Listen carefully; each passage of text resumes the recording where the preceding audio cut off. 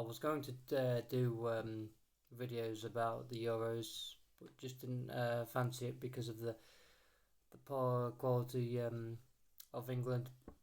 But I, but I think given what happened yesterday with Zubimendi and the Liverpool situation, gives me a prime opportunity to speak on the situation and tell you what I think of it and just give my uh, basic opinion really. So where do we start? So they go on the pre-season tour. You're thinking, yeah, there's no rush for signings. Give the new coach obviously an honest lot time to look at his squad and identify the position that we probably all knew what he was going to pick. Given that it's been an issue in our team for how long now? We'd probably say 3 years. Obviously, I'm talking about the defensive midfielder position, the number six position. So it's not surprising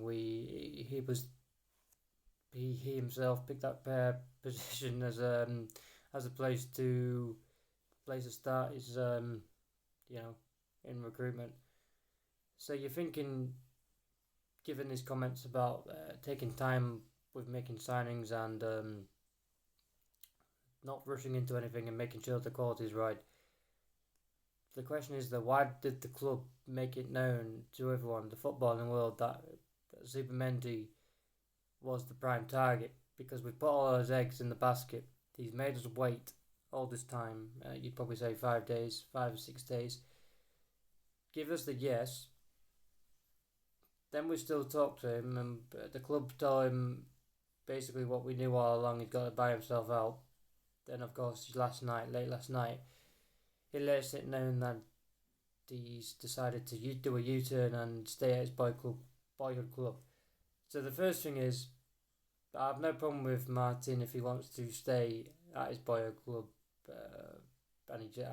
given where he's from. It's not really surprising in the Basque region. It's very unlikely that many players there, if they're local to that area, they leave the club. But doing a U-turn after all the club have spent the time trying to get him to agree and given the word, it's probably best that the signing didn't happen, because if he's gone back on his word, can you imagine if he did sign and trying to get him to settle? It'd be quite a nightmare. But this isn't a good thing for Liverpool. Again, the defensive midfielder saga. Just remember last year, the Lavi and Caicedo situations. We were made to look like amateurs, and this all again. Because now, of course, the club briefed the journalist, the typical journalist, you likes of Paul and Einstein first, sorry, and then the rest of the the Liverpool Echo, the people that don't really have a clue follow without being told by the club,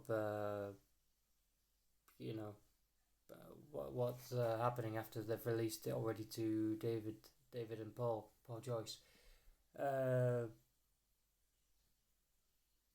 That them kind of things. So it's very frustrating because with Liverpool Football Club, you wouldn't believe that if you didn't have an idea, we are the most successful team in the country, given how we operate in the transfer market over the last few years. Like I say, last summer we had exactly the same situations and we were made to look like amateurs, and we've tried to solve the problem of the position this time, and we've messed it up again for whatever reason. Either it's on Martin, and also that we've leaked the information, because now the problem is that clubs know that we're going to be desperate. So now clubs are going to be making sure that if we want one, to get the player, whoever the plan B, C or whatever is, who is that option, they're going to be making sure that we pay top dollar for him, because they know that we're desperate now, which is why it's kind of weird. We allowed the information to leak to Paul Joyce and David Ornstein. So I have no idea where we go from here. The clubs say that we don't need a DM, but that's probably probably because we can't just say we're going to be looking at alternatives because every club would know that. If they don't know that already, of course, which is a bit bizarre, we would try and make it out like we don't need one, given that we've just lost out on our prime target. And still, with no look at any centre backs or left backs or wide forwards that we said we were interested in, and then you have the problem of the contract situation with our three main players in Salah, Trent especially, and obviously the blaming captain. The captain's asked for signings, and this is the situation. We've messed that up. So Liverpool's recruitment team, this new regime with Michael Edwards and Richard Hughes isn't going well at all. There has to be a big end to the window. I don't care if they have to pay top dollar. We could make £100 million signing tomorrow and not even have to worry about PSR. So no excuses for me. And then you just get the situation of signing a goalkeeper for £30 million from Valencia. I understand he's a good goalkeeper. He's probably ready to be your first choice somewhere. But obviously we've got Alisson, and I understand the squad planning for the future.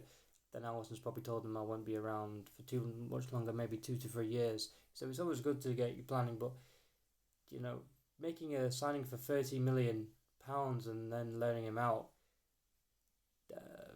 just doesn't sit with the normal FSG approach.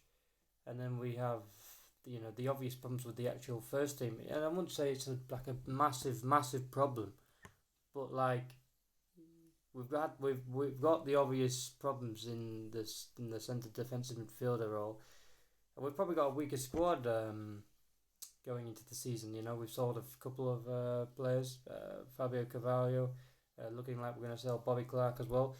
So what is the point of selling youngsters and allowing Stefan Bacec, again another player with huge potential, if we're not going to get the proper marquee signings in? So big time for Michael Edwards and Richard Hughes.